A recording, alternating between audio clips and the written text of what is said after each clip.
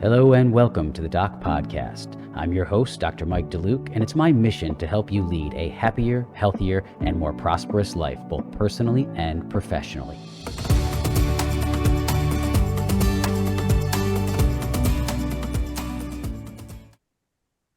Hello and welcome to this episode of the Doc Podcast. I'm your host, Dr. Mike DeLuke, and I have a very special guest with me on today's episode, the current president of the American Association of Orthodontics, Dr. Myron Guymon.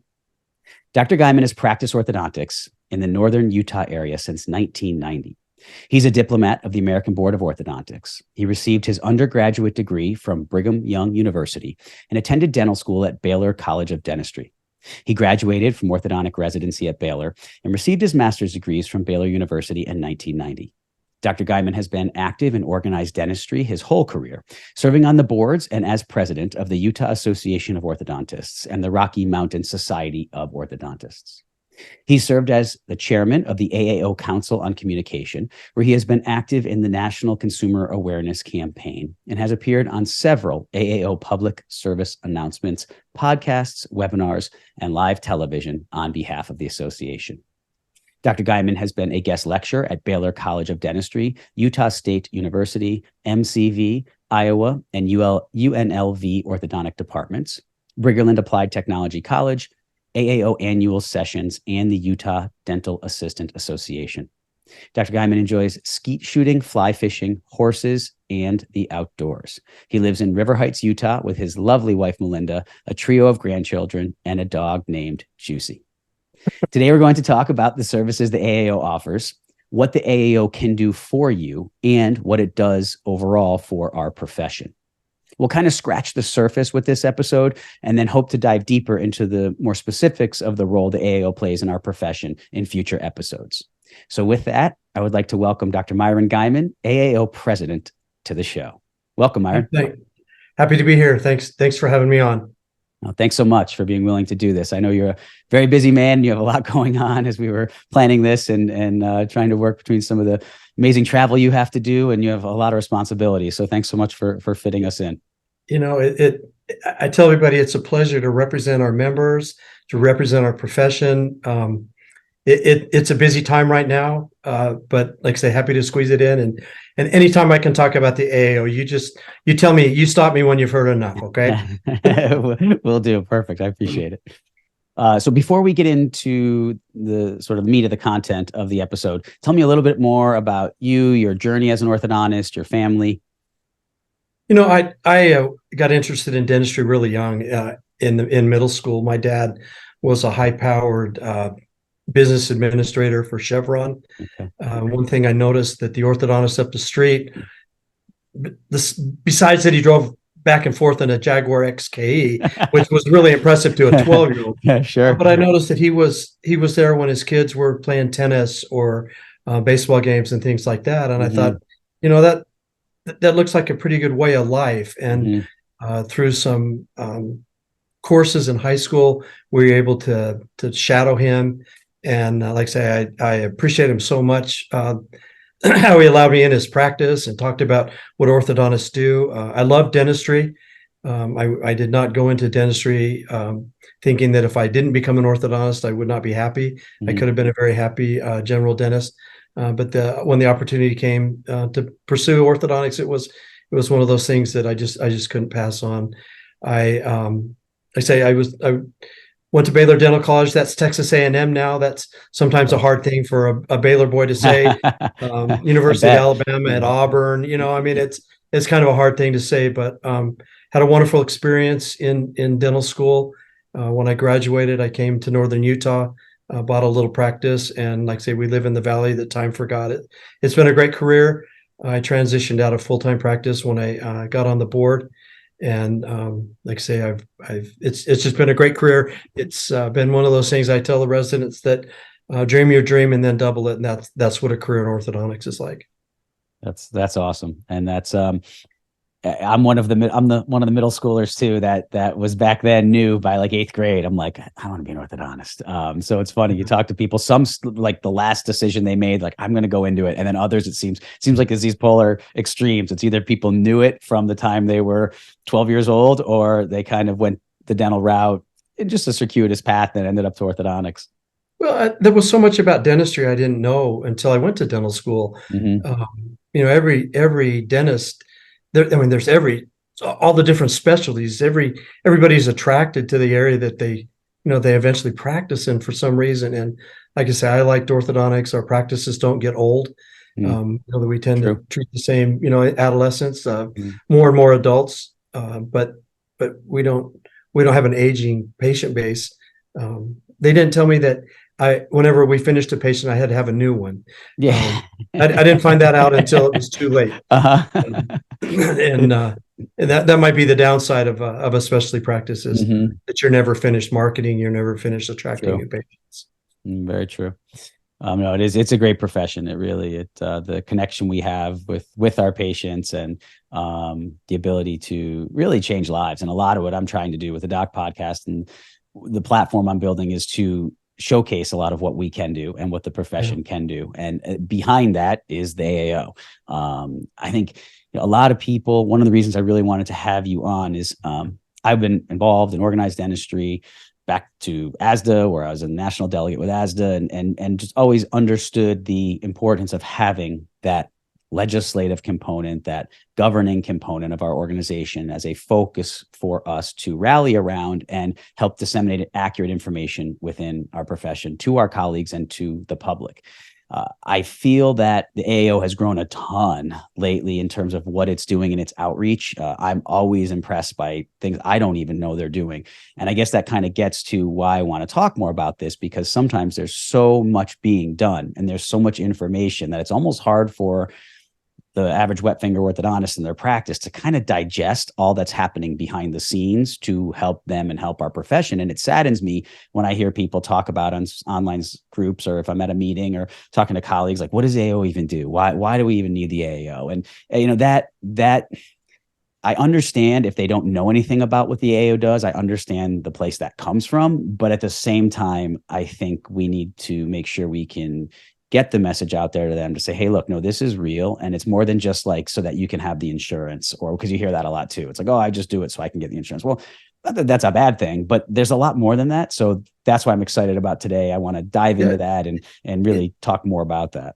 It's one of those things, you can lead them to a website, but you can't make them click. Yep. I think the saddest thing we hear as leaders is that I didn't know the AAO was doing that. Yeah.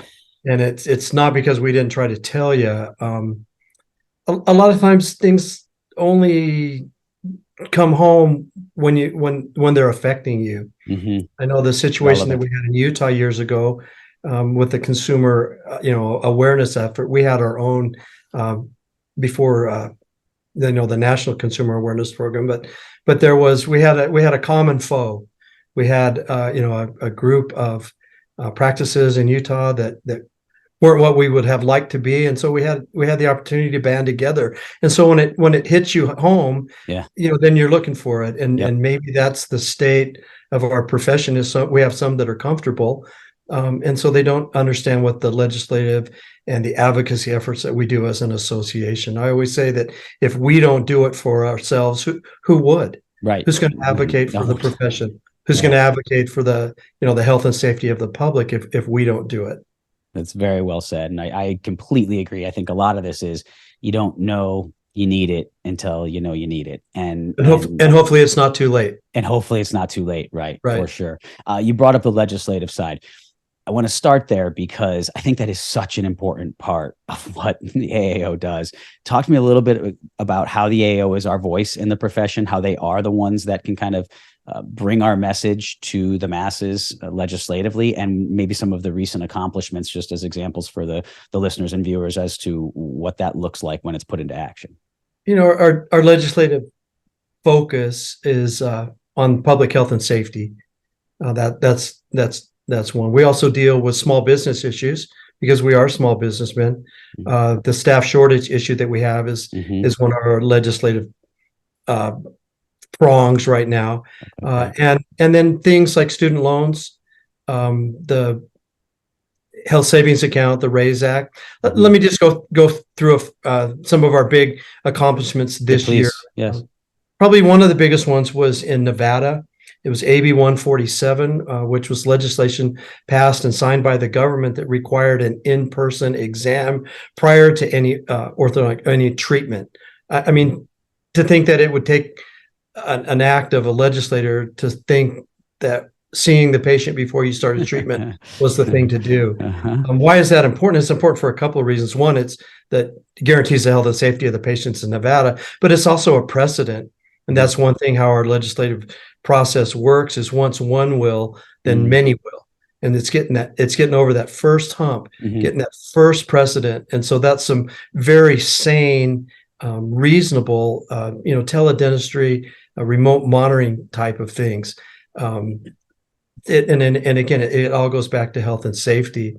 The staff shortage issues, sometimes that comes down to onerous regulations on who you can hire and what they can do. Some states have a certification program, but they only give the test once or twice a year, which prevents you from hiring staff. We are active in 1 second on that, Myron. How much can the AAO do on that? So, for example, in New York, where I practiced, oh boy, that was tough. I mean, it is just, and I was on the New York State Society of Orthodontists board. That's where I got to know the incoming president, Dr. Callahan, well, because he would come and talk to our board, and from a representative from NISO at that point where he was.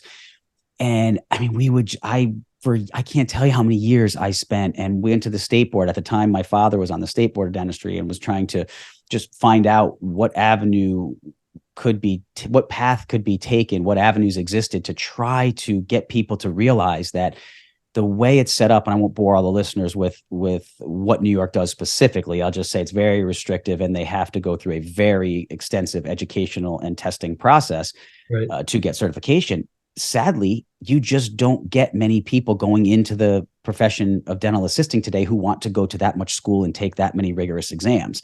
And it just made clinical staffing so challenging. And it's a felony. It's like a Class E felony if you knowingly employ somebody in your practice who is performing duties beyond their scope. And so it's serious. People are breaking the rule all the time. I can honestly say with a straight face, I never did. I mean, there were times I was running around before I had scanners, I was running around my office just to take an impression. When I had girls who they could take the impression, they had taken impressions, but they dropped out of school because they had a child or something happened and they couldn't stay in school. And I had to say, you can't take impressions anymore. I mean, it's absolutely, yet you can do mail-in impressions. You can take these over-the-counter companies or over-the-counter retainers or whatever and take your own impression and mail it in. But in New York State, an assistant can't do that under my direct supervision. So what is the purview of the AAO to the only thing you can say for certain is if we don't do anything, nothing will get done.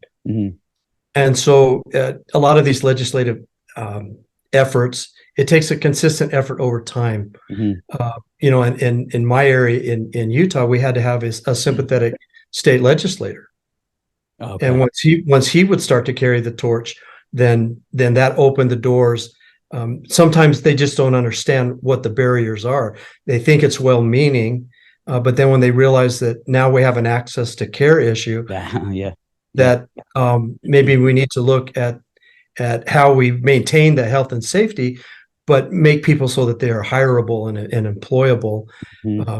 We have that issue in New York, Maryland, Michigan.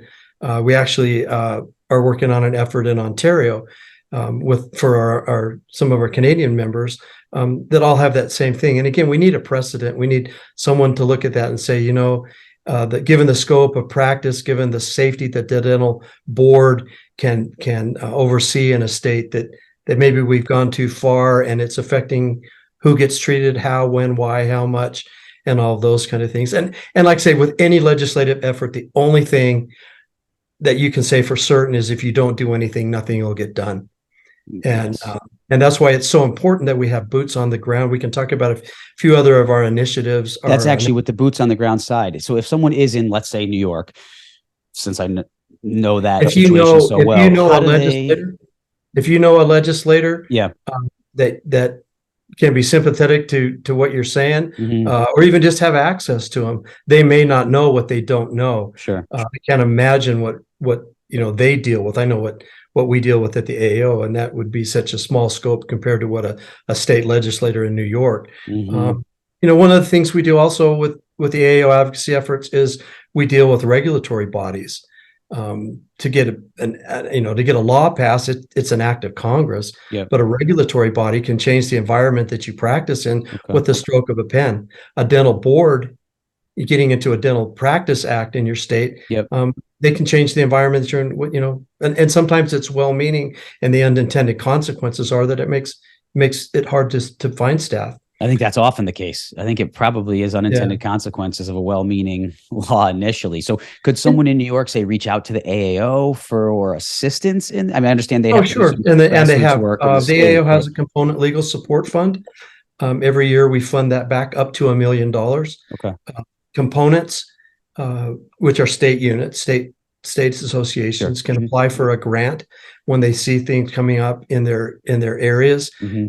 We put money aside for that. Sometimes it's to hire a lobbyist. Sometimes that's what it takes is like, say, that consistent effort over time. How do we get access to these legislators? How do we get our issues in front of them? How do we explain to them what it is what we really want? And I think, like I said, I don't have the exact numbers here, but I think we've probably used the Component Legal Support Fund probably nearly 40 times since its inception. I believe would someone go directly to, if someone was interested, would they reach out just to the general AAO the Legal and Advocacy Department? Legal and Advocacy, okay. Trey Lawrence, who's our general counsel at the AAO. Nathan Mick is also in our Legal Advocacy. Gianna, a lot of people are very familiar with Gianna, as she attends the constituent meetings. All of them do.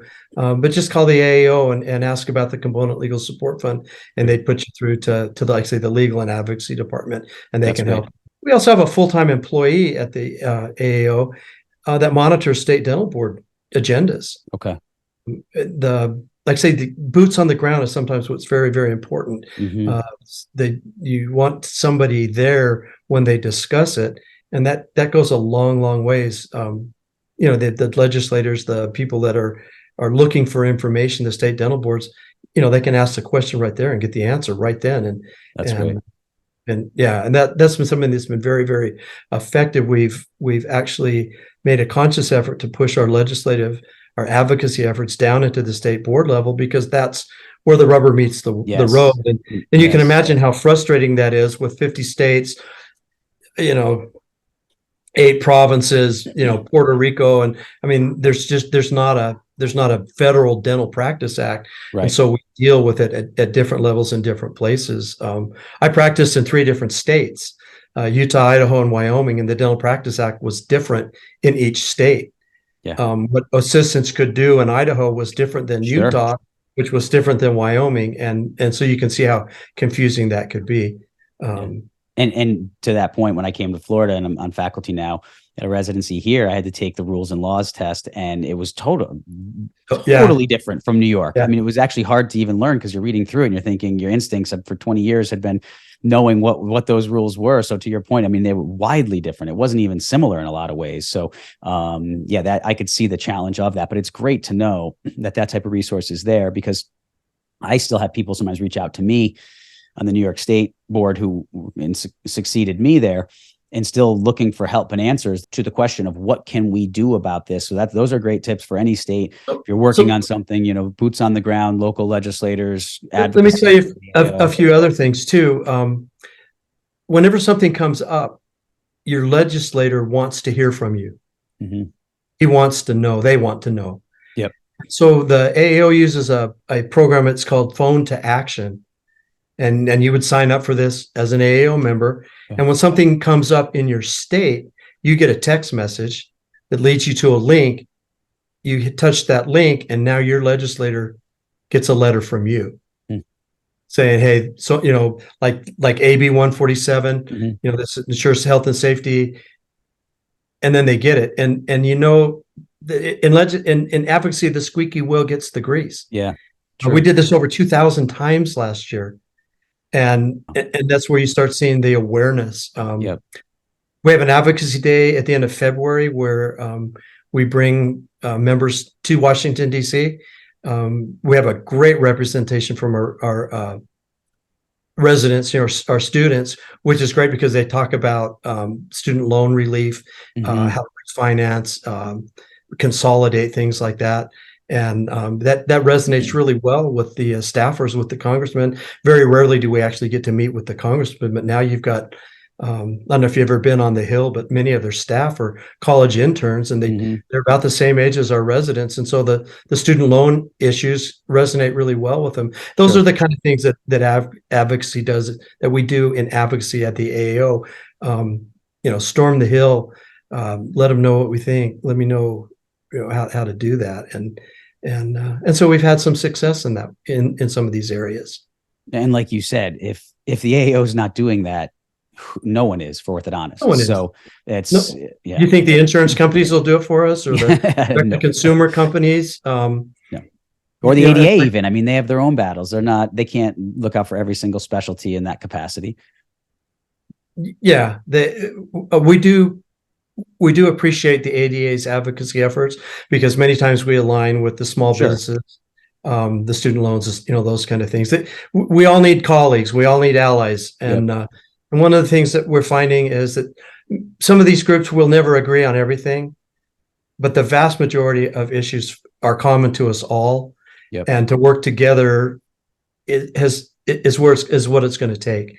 Working with the pediatric dentist, the AGD, the ADA, the oral surgeons. We had a dental specialty group meeting at the ADA meeting, and have a room full of people that are representing public health service and Indian health service. And when we say, what's your big issues, pretty much it's the same for all of us. And that's funny. And so that unity, that working together, again, why do we need an AAO? Because we need a unified voice. Where else can we come together? So like I said, stop me when you've heard enough, because I can go. Well, on that note, what would you say to people? Because you hear it all the time.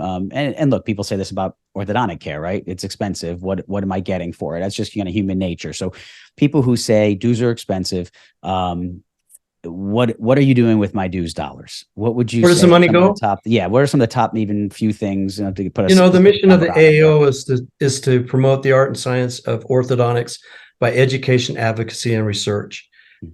Your dues dollars are very almost sacred to us as a board. This is money that our members contribute for the mission of the AAO. There's fixed costs in running an association. We have a physical facility. We have 50 or so employees. Our CEO has done a great job of controlling, the overheads, just like your practice. How do we be effective, efficient with it? But education, advocacy, and research is where the bulk of the money goes. And we can talk about those one at a time, or how we've kind of touched on the advocacy part. If one part of the advocacy that we haven't touched on is our AAO PAC, our Political Action Committee. We do have a PAC. Why is that important? It's because the money that we raise in the PAC, we use to support congressmen, senators that are sympathetic to our legislative efforts, who carry the same values that we do. We have a 93% election rate with the senators, and I think a 97% with the congressmen, somewhere in those lanes. And so, the currency of advocacy is, unfortunately, sometimes it's currency. Our PAC raised more money last year than ever before, which is great. Maybe we're seeing some of that, that success as we roll on. Again, getting the right people in the right place is a big part of our advocacy effort. We also talk about advocacy as our consumer awareness program. If you want to take the opportunity to talk a little bit about that, that'd be great. We're a professional advocacy group. I think one of the big misconceptions about the AAO is that somehow we're a regulatory body, and we are not. We don't accredit schools. We don't give them permission to start. We can't really do anything about them other than to make sure that the quality of education there is on par with what it should be. Our consumer awareness program the message has always been, that orthodontics should be done by an orthodontist. Mhm. And the way we talk about that is that the consumer doesn't always necessarily know what our educational background is. Yep. They don't know that we have 2 to 3 years of university-based training beyond dental school to learn to do what we do. Mhm. Our market research early on in our CAP pointed out that moms that knew that made the right decision on where they would take their kids to be treated. It's frustrating. We never get ahead by saying what somebody else isn't. Mhm. The message should always be positive. That this is what we do. This is all we do. This is why we do it better. Trust your smile to an orthodontist, an orthodontic specialist. The public's not always aware that any dentist can do orthodontic, but only orthodontic specialists have that academic credential that they don't, the extra training. It was interesting in a discussion with Jeff Bien. I'm sure you know Jeff. Yeah. Yep. He made the comment one time that if anybody got orthodontics, it was generally because a woman between the ages of 25 and 40 made it happen. That's our target audience. Yep. There's a frustration many times with our members that they don't see the ads, they don't see the placements, they don't. Well, I was going to ask you about that. Yeah. What would you say to that? Are you in our target audience? Okay. It's. I remember somebody said, "How much should we spend on the cap?" And oh gosh, what's his name? Newt Gingrich said, "How much have you got?" And so because we do have somewhat limited resources, we have to target our placements into places that action person is there. You can always find the AAO ads on YouTube, our Facebook page. And what I would say to you then is go on there and like it, follow it. So the people that follow you are now seeing that. The frustration is there. Well, they're in my office and they've never seen anything with the AAO, but wait a minute, they're in your office. They learned about orthodontics somewhere. My guess is they probably learned it from the AAO placements at some point somewhere, and it might just not resonate them that it came from the American Association of Orthodontics. Is that hard to quantify? Is that part of the challenge? It's kind of hard to know with that. Well, I don't know how you'd ever track that. Yeah, that's what I'm wondering. As orthodontists, we love numbers and metrics, and I think it's a hard thing to. And I put myself. John Callahan and I would go back and forth on this, and I love John, and we'd have some really heated discussions, and in a very positive way, the way it should happen in our profession, right? Respectful, and really, I have tremendous respect and regard for him, and what he's done for the profession, and so we would just kind of talk about it. And I think in talking with him, one of the things we really agreed on is there's no perfect solution to this, number one. Number two, it's really hard to measure exactly what the actual outreach of that and effect of that impact of those ads is. And number three, there's certain things that can and can't be said. And I think a lot of orthodontists want to see things be more aggressively stated. So maybe take a moment to talk about that there are some lines on the field that you have to stay within to do that's this. Right. So let me give you some numbers since we like numbers. Last fiscal year, our cap ads drove 6.1 million people to the consumer website and over 4 million to the orthodontic locator on the website. And so these are people that are actively looking for information about orthodontics and looking for an orthodontist at the time. So I'll go back to that. Like I said, I was involved with the cap from the get-go in 2004. I've been doing this a long time, and these questions always come up. Sure. And I guess, the market research that we've done has shown that people are more aware. One of the things people don't realize about our market is that they cycle in and out. Our target audience doesn't need an orthodontist all the time, like you need a Diet Coke. You need one of those one a day, right? And they'll need an orthodontist for a period of time, and then they cycle out of the market, and they might have another kid that is coming up. You've seen that in your practice where you treat the whole family, but you only see them every 2 years because of the ages of the kids. Yep. And so that's that consistent effort over time. What would happen if we hadn't? That's the data that we don't have. Where would you like the public to find out about information about orthodontics? When they Google orthodontics, look at your search engine optimization. The AAO comes up there. There's great consumer education. And again, we're not competing with the guy down the street. We can give them unbiased treatment. We're not trying to sell a practice or come to my place instead kind of a thing. And so they can get that unbiased information. So part of the funds do go to like SEO and those type of oh, you bet. Okay. You bet. And you're well aware that the internet at 9 a.m. is not the same internet at 9 p.m. Correct. Right. And what we found was those times when our target audience were actually on the internet. And it was kind of surprising. Yeah. It was after they got the kids to school, 10 a.m. and 10 p.m. Yeah. After the kids went to bed. I remember John presenting that to our NISO board back in, what was that, like maybe 2016, 25, I don't know exactly the year, but I remember when that data first came out. Those are the kind of things that, and it was cool to see. Yeah. Our marketing department is, they're professionals at this. They use the consultants to do the best job that we can with the resources that we have. Again, when I was talking with the marketing department, at one point when you logged on to the AAO website, it would come up with a pop-up that said how many times your contact information had been given out.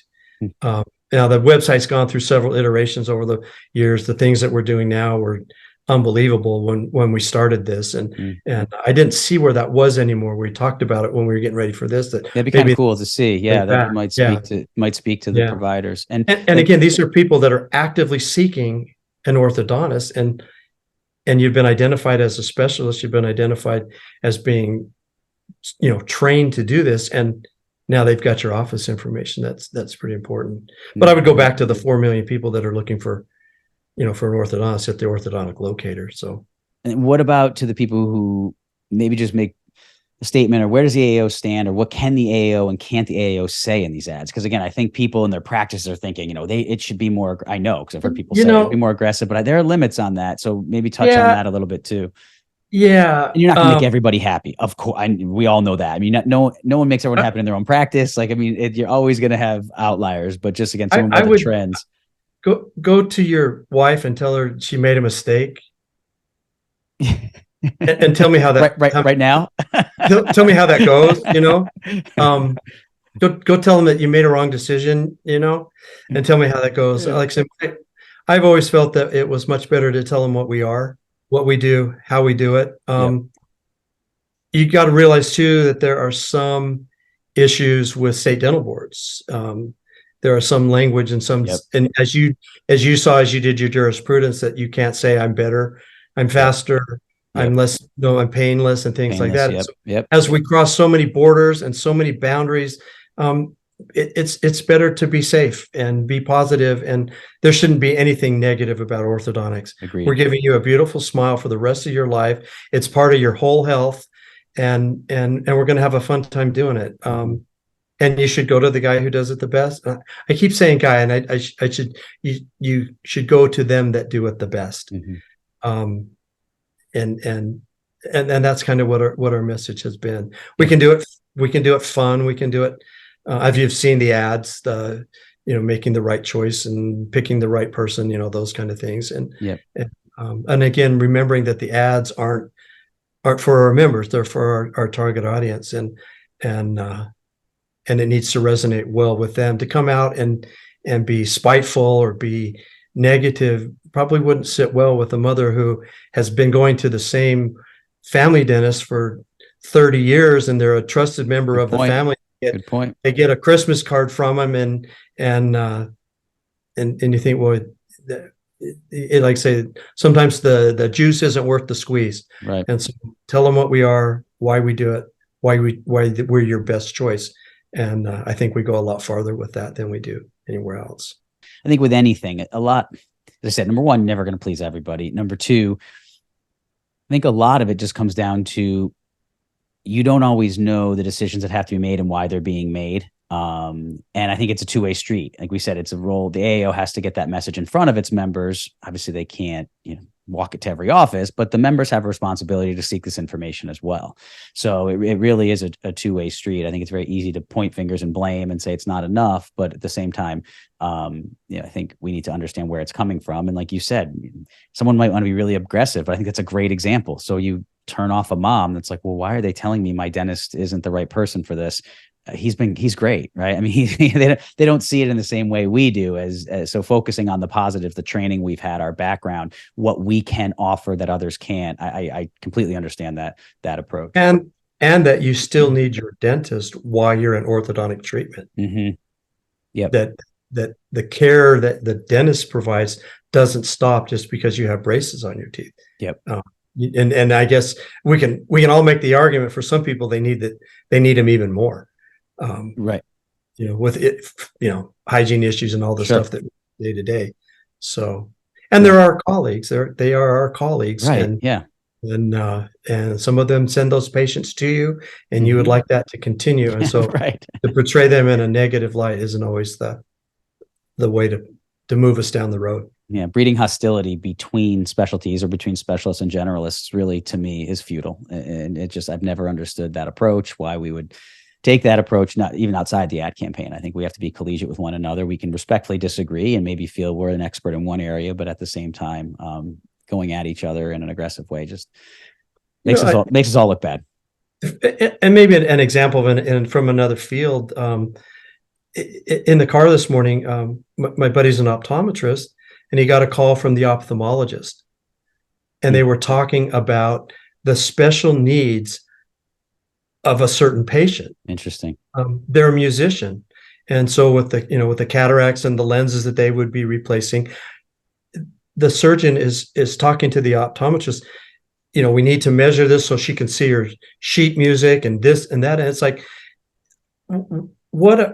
how great is that for the patient? Yeah, that her two caregivers are communicating, right, and they are sensitive to her. I mean, I would have never thought that you'd treat someone who needs to read sheet music on a stand differently than, but that's what they were talking about. And when we get to that level of synergism, it's just better for the patient, and it's just better for us and better for them. Yeah, I completely agree.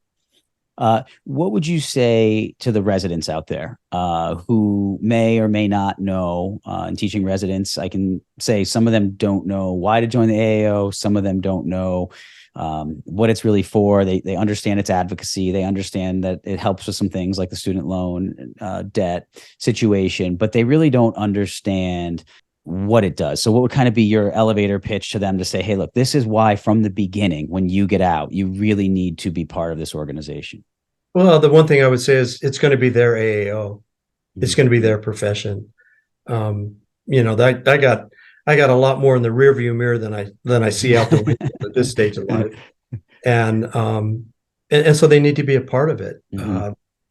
As far as what we're doing for the outreach, we do have the Resident Vitals course, where we have representatives from the AAO attend, a lunch and learn or something like that with the residents to talk about member benefits. There is on the AAO member website, and your residents are student members of the AAO. That there's no dues for that, and we want to be sure they understand what we're doing for them. Like some of the perks of that, we have an area at the annual session where the students have a lounge where they can meet with each other and interact and network. I know how it was for you, but some of those people you interviewed with 3 or 4 or 5 times, and they went to a different school than you did, and it's just a good time to get caught up. Yep. That there are resources that will help fund their research while they're a resident. Okay. And again, that's something that goes back to our mission statement that we research is important. We can talk about that here in a minute. The AAO Foundation, which is our charitable arm, actually has a scholarship for them to attend the annual session. They need to go fill out the form, and I believe it's $400 to help offset the cost so that they can attend the annual session and see what the AAO does. Great. A lot of our advocacy efforts with the student loan relief are aimed right at our student members. They have there's a legal course that our general counsel will come to their schools and talk about things like contracts and malpractice insurance and antitrust issues and things like that, to give them an awareness of that. everybody knows about GORP, I hope. Yes. And GORP is not an AAO program necessarily, but the AAO does support that. Okay. I finally got to go to GORP last year, and it was incredible. Yeah. The residents, like you say, they're just tremendous young people, and there's the energy. It was just so exciting to be there and to be able to visit with them, a little bit and answer their questions. And we talk about like the staff issues. That's something that's going to be a benefit for them. Are they aware about our Tech Select, which comes from our our committee on technology, where they basically vet technological things. 3D printing. I can't remember what they're doing right now. Like I say, it's so hard to keep up. But that's something that is a member benefit. They can go to the Tech Select. Neil Kravitz has had a lot to do with that. My friend Doug Depew was on that for a lot. Brent Jorgensen, Gray Jorgensen. These guys are people that and they kind of vet technology things. And so if they're looking to buy something, they can kind of get a consumer report. If that's, an evaluation from these guys that are on the Tech Select, they can get a better deal sometimes through our preferred vendors on the Tech Select. We have a resident champion program where hopefully we have a resident at each program that is the conduit from the AAO. That would be our touch point. That would be the person that we would get stuff to that. The research awards, the Milo Hellman this year, the Graber Research Awards that the residents get. Those are AAO programs. What else? They have a student disability insurance. There's a student life insurance that comes with their membership. Again, lead them to a website, but you can't make them click. On the AAO member website, you go up to the member section, you pull down. There's all the member benefits that are available to them. How do we get the word to them? Yeah, you took the words out of my mouth, literally.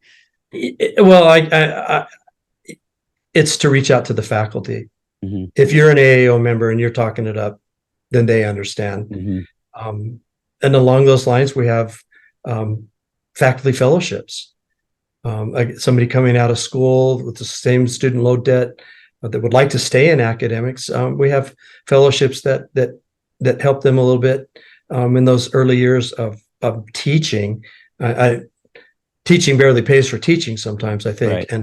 And as adjunct faculty, like I say, it was a labor of joy, but teaching barely pays for teaching. And so some of these fellowships, these faculty fellowships, put people that would normally not be able to stay or wouldn't academic career wouldn't look as appealing. It kind of helps them get into that point where they can get ahead. The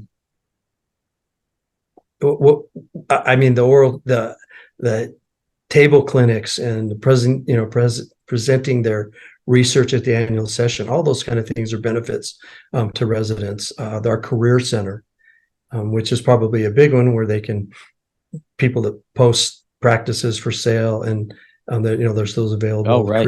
Things like that. Yeah, I think there's. I wonder if we sampled the average group of residents at a program, how many of those things they actually know are there for them. And I'm guessing just from talking to the residents on my end, it's probably not a lot. And as I said, that's, there's two sides to that, but they're obviously super busy. They're they got a million things going on, master's research, their cases, their boards. And so I think it's a really great opportunity, like you said, to figure out a way, and maybe the AAO reaches out to each specific faculty and has a meeting with them or a webinar with them, because I think it'd be great. It's a shame. It's so sad to have this much offered and have residents that don't even know what the AAO could do for them. Some know and some don't. Our Society of Educators, which is part of our Council on Education, they're aware of it. I'll be with the ABO in a couple of weeks with their educator symposium. All we can do is keep talking about it. Yep. I think some of the sad part of this is there are some programs that don't allow us to come in. Sometimes that's an institutional policy. Yep, that's tough. But like you say, they are busy. And how do you find another half a day or a lunch and learn? Have somebody else come in. The vendors want to do that and all that. So I've got a lot of residents that listen to this podcast. So hopefully I will make a promise I will make a promise if they want to reach out to me. I can generally point them to the right person. Brandon Hackworth is our vice president with membership and governance. He lives this, and like I say, that is his group. This is what they love to do, but the first place I would start with them is to go to the AAO member website, log in, go to the membership section, pull down and look at the member benefits. And again, it's kind of, you need it when you need it. And there's pamphlets and patient education information, resources there. You don't have to reinvent the wheel. You've got enough on your plate. Some of this has been done for you in a very professional manner, and all you need to do is just utilize the resources that are available with your membership, and shout it from the housetops when you know. Let people know what's there, and if you don't like it, let us know, and we can see what we can do about it. And it's going to be their AAO at some point. Yep. And so to get them involved early, but it all comes down to, how do leaders get involved? Is because at some point somebody put their arm around them and said, "Hey, come on, join us." And I say that it's a time of your life too. It was a time in my life when I had the time to do that. Yes. The demands of my family and things like that weren't that I couldn't do it, Mm-hmm. and realize that, there's a time and a season for everybody, and they can be involved at any different level. Like you say, your dad was involved with the state board, and you were with, the Student Dental Association, things like that, that there's a time and a place. And if it's not the time or the place, be a member. Mm-hmm. Be a member, follow along. And when the opportunity comes up, that's a better time in your life and you want to be involved, there's usually a place that we can use your talents and your abilities to make it better for everybody. That's great. And appreciate you explaining that and taking the time to go through those opportunities that they have. Because like I said, a lot of residents listen to this, a lot of young docs listen to this podcast, and that will hopefully just spur in them a little motivation and a little awareness to say, hey, wait, maybe I need to look into this more. And I think it is contagious. I think then one resident sees it, then another, and they share it with their co-residents. So getting that message out on a grassroots level with a show like this, at the same time as getting it from an administrative level, which I understand isn't always easy depending on administrations at different programs and their own approach to it. But I think it's really important to get those younger docs, like you said, to understand that. And I like the way you break it down too into the three, educational, advocacy, and research arms, that the AAO has this sort of three-pronged approach to its overall vision and mission. We talked about the advocacy, the educational. We were obviously just talking about that side, but I think part of that goes more into even the courses, right, that are offered, and the CE side. Oh yeah. The AAO DO, where you can get earn CE credits. Mm-hmm. I did that when I needed to renew my Idaho license. Somehow I missed a year with COVID, and I thought I only had to have 1 year's worth of CE, and I needed 2 years. Okay. All of a sudden. And so to go through the AAO DO and get the the CE credits from there, we have hundreds of hours of continuing education that have been recorded and are online. Mm-hmm. We have the CE passport, which I don't believe we charge the residents for. If it is, it's very minimal. And so they have access to the lectures from the annual sessions. Oh, great. Webcasts or webcast podcasts, yep. Things like that, webinars. And I mean, literally hundreds of hours there. We have the library at the AAO. Mm-hmm. That's a great resource, by the way. Yeah, and just due to the demand, they're limited because most students have access to Medline searches and things like that from their institutions. We don't. That's not so much for the students, but for the members. And I recall preparing for an orthodontic history lecture at the annual session to the staff, and speaking with the librarian, and she could bring up some resources, a Medline search. When the bisphosphonates was an issue and we just didn't know, that was a good place to get information from. Of course, our annual session, it's a great place to get the new information. It's a great place to get the old information. They say if you can't attend a lecture because you're at another place or at another event, those things are recorded and you can go back. Our winter conference this year will be in San Antonio, and it will be on finishing, detailing, and finishing cases, like finishing mechanics, which, like I say, I always thought that was the funnest part of a case, was the last 6 months, not the first 6 months. Yep. That'll be in San Antonio. Our annual session will be in New Orleans, May 3rd through 6th. Which it was just, like I say, that's a fun time to be there. The Jazz Fest will be there. How are lectures? How are topics selected? Who determines for the annual session? Presented? Yeah, for any of the big meetings. Yeah, we have a committee on CCON, Committee on Conventions, which is a standing committee of the board that plan the meetings, realizing that some of these meetings are planned years in advance. Sure. Usually they pick a theme. Now, this is a little bit different the last several years where we brought on a standing committee. These are people that you know. These are names that you are all familiar with who serve on this committee. And they look at the trends. They look at what the hot topics are, realizing that that right now the speakers for I believe 2025 is open. Then there's an open call for speakers. People apply, and they meet the criteria. Some topics go well with other topics. Sometimes maybe need another time. The winter conference is usually on one topic, and then they bring in experts. We've talked about different practice modalities. We've talked about in-house aligners. We've talked about airway issues. We've talked about, like I said, this will be detail and finishing, and then again, there's the survey at the end. What would you like to know? What would you like to hear? And realizing that planning a meeting the size of the annual session takes years. We many times have to book the venues 7-8 years in advance to get the dates that we want. And so there's a little, some things maybe take a little bit longer to get to the forefront, but with our CCON, we have a lot of improvement there. They're moving things a little bit more nimbly. That's one thing I've heard over the years and seen myself, even, that some of the content hasn't been as directly relevant to people in private practice. And I know that's turned some people off, and there's other groups now that throw their own CE events to try to make it more such. So I was just more curious as to how the AAO makes those decisions. There's of what's going to be the all focus different of it. tracks. There's all different tracks. They cover clinical, they cover practice management, they deal with staff issues, all those kind of things. One of the things to look at when you register is that you can pick an area of emphasis, and that would lead you to those tracks that would be biggest benefit to you. I don't know how it was with you, but I remember when I started, it was all about straightening the teeth. It was all about braces, brackets, and wires with my study group, and then it kind of, after a couple of years, it morphed into how to run the practice. And then it kind of morphed into how to fund a retirement. And then it kind of morphed into how are we going to get out of this and make sure everybody's taken care of. Right. And so there are, areas of emphasis at the meeting. And when you register, look at what track appeals to you. And hopefully there'll be something there for everyone.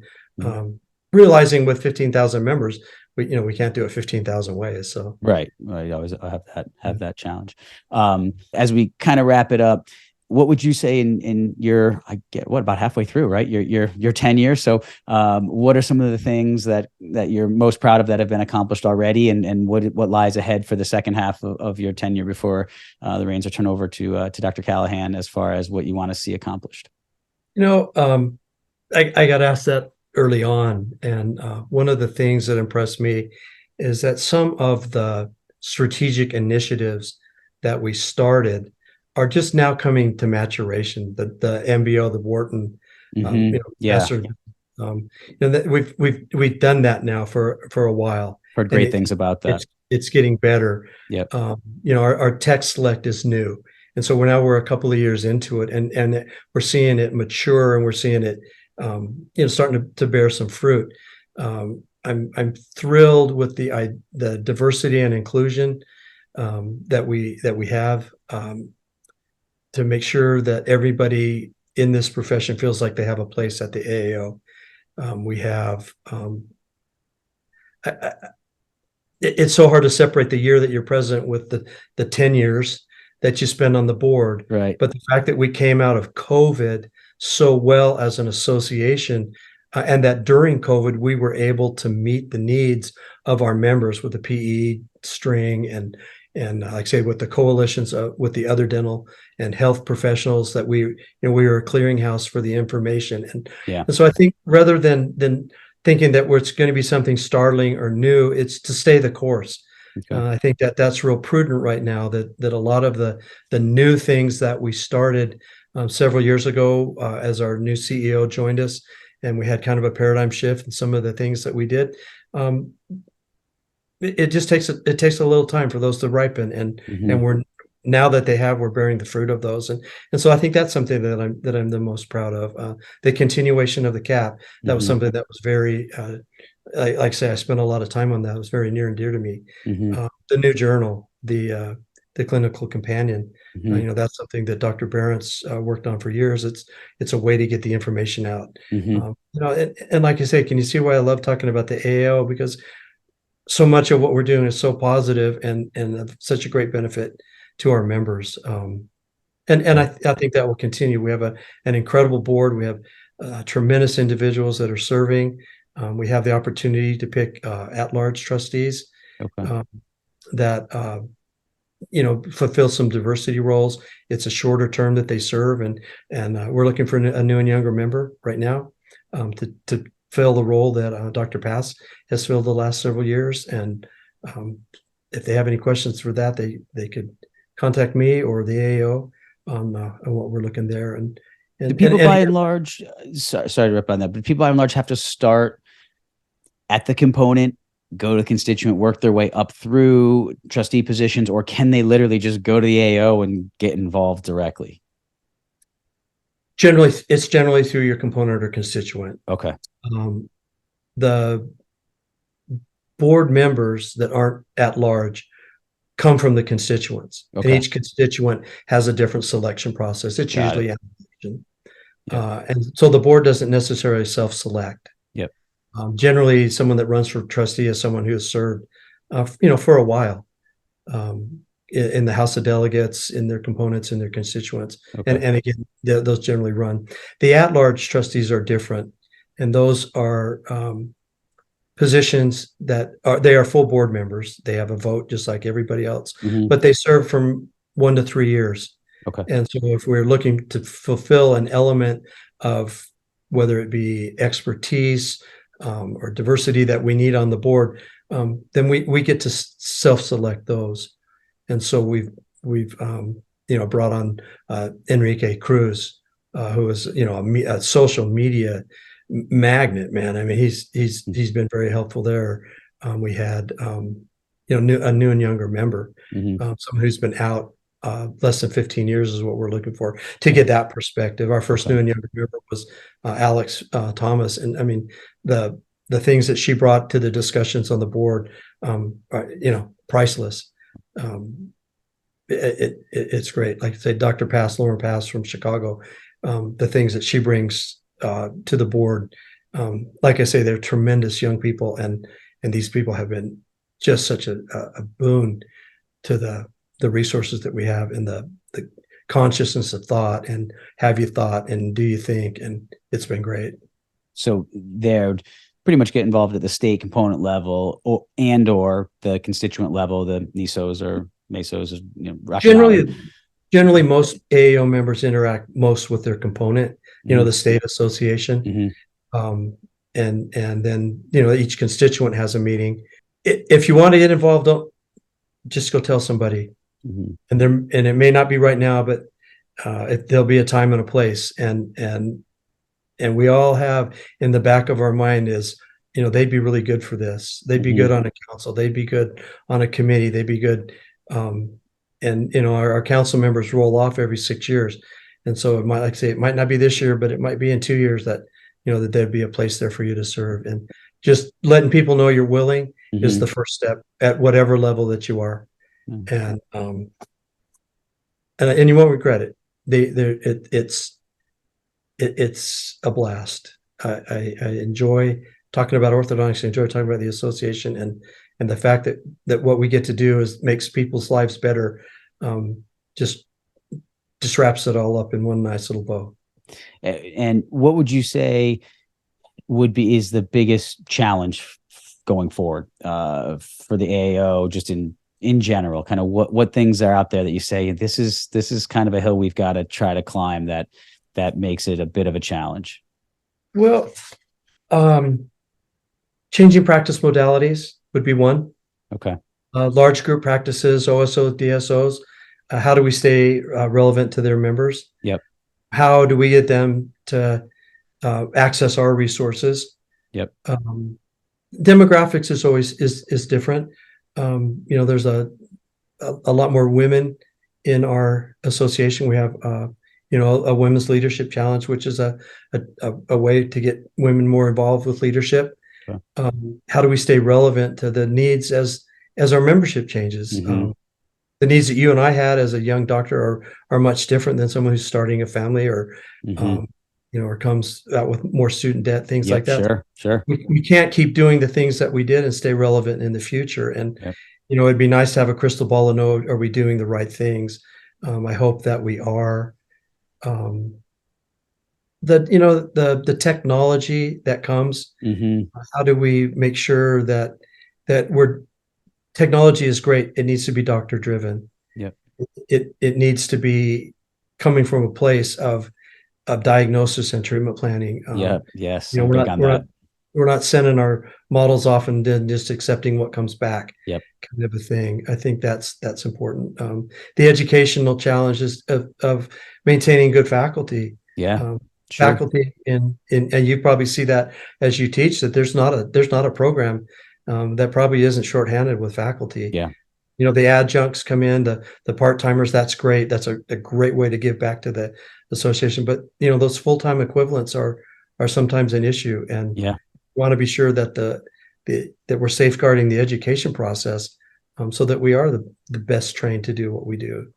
Very, very true. And that's actually, kind of where it all comes down to, right? If we're not training and we don't have the resources to train our next generation of docs successively, we really get cut off there. So that's great. And the AAO so that's on the AAO's radar. Those are things that behind the scenes are going on. You bet. Oh, you bet. Okay, that's great. Like say the faculty fellowships, those kind of things. And if you think about it, it's our training that differentiates us. That needs to be the best. Like I said, it seems like a muddied mess, but it all comes together. It takes advocacy, it takes education, it takes the research. We haven't talked about the research that we support, the legacy collection, and those kind of things. Maybe a topic for another day, I hope. Yeah, no, definitely. I think it would be great to dive into some of those in a deeper level, because as I said, with this, it kind of just scratches the surface. And to me, what's so important is to have a unified profession. We're not all going to agree. We don't all have to agree on every treatment modality, but we need to always treat each other with respect and have pride in what we are, the school we went to, the education we received. We went to a lot of years of school. We paid a lot of money to do it. And we get out, and I see so many of us just have these, whether it's just dogmas that kind of play in our heads or just controversies and treating each other with hostility. And there's just no need for it. We can completely disagree on treatment modalities, but at the end of the day, we're a family as orthodontists, and we've all gone through something that very few people in the world have gone through, and that is becoming an orthodontist. So we should have a unity right there in and of itself. And because at the end of the day, if we're not unified, if we don't stand together as a profession, we're not going to be able to fight these challenges that will constantly come up throughout the next decades of our careers. Well, I'm happy to say that's the direction we're going. Mm-hmm. With how we do things now, information moves so much quicker. Yeah. In the old days, you'd get a guru and he'd do it, and there was Angle, and then there was Tweed, and, there was Bioprogressive. And then and when we were talking with Jackie about that orthodontic history, she said something to the effect of that orthodontics used to proceed from funeral to funeral. That one of these strong leaders, right? He had to die before the next step up, right? Succession plans, yep. And now we have a collection. And so, what can we learn from everybody? I had a friend who was a concert pianist, and I mean he could play anything, and he still took piano lessons. And he pointed out something that changed my life. I said, Bill, what is he going to teach you? You already know it. And he says, a teacher doesn't have to know more than you. He just has to know something you don't. Right. And so when we put ourselves in that position that we're willing to learn, we're willing to cooperate, we're willing to see both sides, a lot of times we find out that we're really just not that far apart. I completely agree with that. I think we almost drive ourselves apart by digging in but that's such a great point. Like maybe that person is onto something but that's almost where the technology becomes a bit of a disadvantage. It's this balance, right? It's this, you need enough of it to have these ideas flowing and sharing, but then it gets to be information overload and people really dig in. So I do think some of this over time will work itself out. I mean, we're all relatively new in this technology thing. I, as you, I was trained on paper. I wasn't trained in computers and had to learn it when I first got into practice. So, it's still pretty new. And I do hope that we can kind of. When I bought a computer to type my master's thesis, it had a 30K hard drive. 30K. and I asked the salesman, is that going to be enough? And he looked at me and said, I can't think of a time where you would ever need more memory than 30K. Isn't that funny? Because I upgraded from the 20K. Is that 20K? Yeah. I mean, yeah, that is. Isn't it exciting though? And to be a part of it. It is. I agree. And what a wonderful career. What a wonderful way of life. And we still have time for our families. We still have time for, these other pursuits, and we get to make people happy. Yeah. Nobody thanked me for a root canal. Yeah. Yeah. Well, with that, Dr. Myron Guymon, I appreciate your time. It is clear to everybody listening and watching that you have a tremendous passion for the AAO. And I also love that you're willing to admit it's not perfect and it's not pretending to be perfect, but it's always growing and working towards being better and better all the time. And I think that at the end of the day, that really that's all the membership can ask for, is that the AAO is willing to be self-reflective and constantly improving and working to be better and serve the members and the profession better. So thank you very much for that. Please be involved. Please be a part of it. And thanks so much for having me on. Yeah, thank you. Really appreciate it. We'll talk again soon. Okay. All right. Take care. Thank you for watching this episode of the Doc Podcast. Be sure to visit theorthocoach.com to get access to CE courses or schedule a private one-on-one coaching session with me. And remember to join the Doc community on Locals for more great content designed to help you succeed both personally and professionally. Just go to Locals and search for the Doc community. You can also find Doc on Instagram at @theorthocoach. And remember, you have the power to do amazing things.